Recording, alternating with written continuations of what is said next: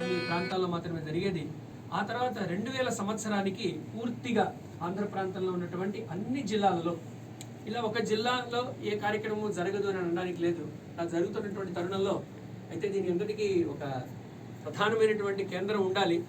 దాన్ని మనం కార్యాలయము అంటాం. అంటే కార్యాలయం కేంద్రంగానే అనేక కార్యక్రమాలు నిర్వహించడం జరుగుతుంది. పుస్తకాలు, అలాగే ప్రశిక్షణ, బైఠకులు, ఉపన్యాసాన్ని అవకాశం ఉన్నటువంటి వాళ్ళు ఎవరికైనా ఇబ్బంది లేదు అంటే కింద కూర్చోవచ్చు, లేదంటే కూర్చోదు. మరి అలాంటి పరిస్థితుల్లో ప్రాచీనమైనటువంటి ఒక గృహంలో ఈ 38 సంవత్సరాల పాటు మేము కార్యాలయం నిర్వహించుకున్నాము. పెద్దలందరి యొక్క ఆదేశం మేరకు 2 సంవత్సరాల క్రితం నిర్ణయం తీసుకుని ఇన్ని సంవత్సరాల నుంచి మనం పనిచేస్తున్నాం కాబట్టి సమాజంలోకి వెళదాం. అందరూ మంచివాళ్లే, అందరూ ఇది హిందూ దేశం ఇది కాబట్టి దాతృత్వం తప్పనిసరిగా ఉంటుంది.